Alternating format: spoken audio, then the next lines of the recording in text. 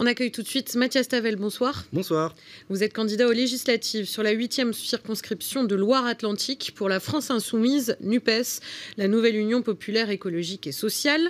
Mais, coup de théâtre, vous ne serez pas le seul à gauche sur cette 8e circonscription. Xavier Perrin, adjoint au maire, a choisi de maintenir sa candidature. Il y a donc une dissidence à gauche. Ça, vous ne l'aviez pas prévu, Mathias Tavel.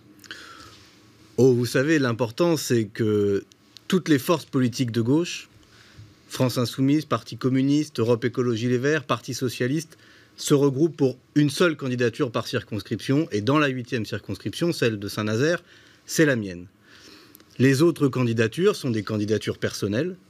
Et politiquement, elles sont macronistes.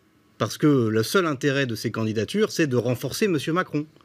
En contribuant peut-être à éliminer tout simplement toute parole de gauche du deuxième tour.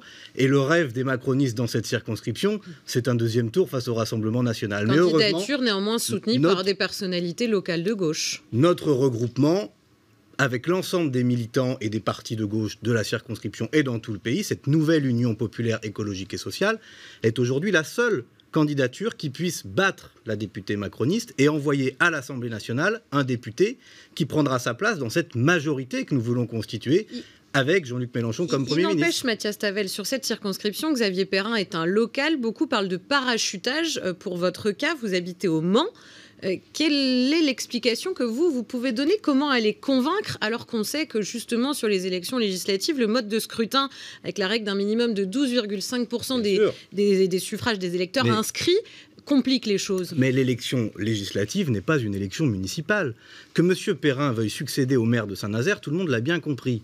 Mais là, la question, c'est est-ce qu'on va avoir un député qui va voter pour la retraite à 60 ans ou pour la retraite à 65 ans, comme le propose M. Macron? Quel est l'avis de M. Perrin sur le sujet? Je ne le connais pas et personne ne le connaît. Est-ce qu'on va avoir un député qui va voter et soutenir le blocage des prix, comme on le propose avec cette nouvelle Union populaire? Ou est-ce qu'on va continuer les prix à s'envoler, comme le fait actuellement M. Macron? C'est ça les questions et le rôle du député. Xavier Perrin est socialiste, on le rappelle. Non, il n'est pas socialiste. Le candidat du Parti socialiste à Saint-Nazaire, si je puis dire, c'est moi.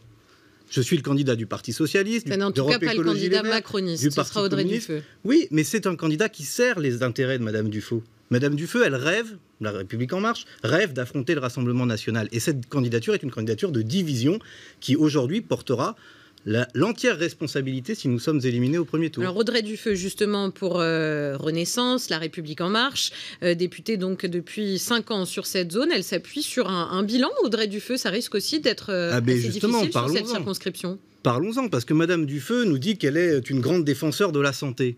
Mais alors pourquoi a-t-elle voté la suppression de 17 000 lits à l'hôpital public sous le quinquennat de M. Macron? Parce qu'elle a voté ces suppressions de lits, y compris des suppressions de lits à l'hôpital de Saint-Nazaire.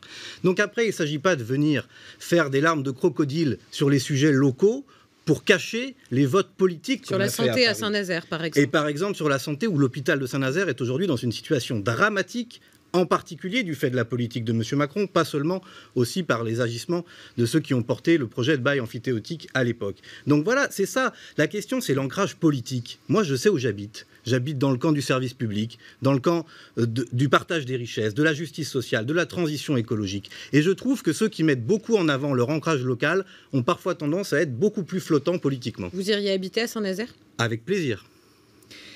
Programme éolien, par exemple, à Saint-Nazaire, ça c'est une vraie question qui concerne ce territoire. Pour vous, c'est une bonne idée? Il a débuté. Bien sûr. Moi, pourquoi Saint-Nazaire? Je suis l'un des rédacteurs du programme de Jean-Luc Mélenchon pour la mer. Tout le monde se souvient de son meeting qu'il a fait ici à Nantes, où il y a largement consacré une grande partie de son temps. Donc forcément, le développement des énergies renouvelables, la planification écologique appliquée à ces sujets, comment on passe d'une construction navale qui aujourd'hui produit essentiellement des bateaux de croisière pour d'autres types de production qui sont écologiquement plus intéressantes et plus utiles socialement à la société. C'est tous ces sujets-là que je veux porter. Les sujets d'économie maritime, je les connais bien et je les porterai à l'Assemblée. Donc vous êtes pour, plus généralement, Loire-Atlantique, 2 circonscriptions pour les Verts, une pour le PS, une pour le PC, 6 restantes donc pour la France Insoumise. L'Union populaire. L'Union populaire, NUPES. Bon calcul selon vous, dans un territoire où historiquement le PS est très implanté et où vous, il faut le dire quand même, la France Insoumise, c'est quasiment que des candidats qui sont inconnus, des gens que personne ne connaît. Ah, mais parce que nous faisons l'effort de porter aussi des candidatures de gens qui ne font pas de la politique depuis toujours ou qui se sont révélés dans des luttes sociales, des engagements syndicaux. Je pense par exemple à Andy Carbrat sur la 2e circonscription ou à Ségolène Amiot sur la 3e circonscription. Donc voilà, mais notre objectif à cette nouvelle Union populaire, c'est que dans les 10 circonscriptions de Loire-Atlantique, nous soyons au 2e tour, parce que ça suffit d'avoir 10 députés macronistes sur 10 en Loire-Atlantique. Ça n'a servi à rien. Ils ont tout voté comme Macron l'a décidé. Donc ça vous semble possible avec ces personnalités? Aujourd'hui, il faut l'emporter dans le maximum de circonscriptions. Et puis la dernière fois, nous étions, nous, la France Insoumise, déjà la force la plus souvent au 2e tour. Donc c'est normal que nous marchions devant avec la dynamique de Jean-Luc Mélenchon. Mais c'est bien l'ensemble de cette coalition que nous voulons faire gagner dans ce département et dans le pays pour avoir un autre gouvernement. Merci Mathias Tavel d'avoir été avec nous en direct ce soir sur Télé Nantes. Merci à vous.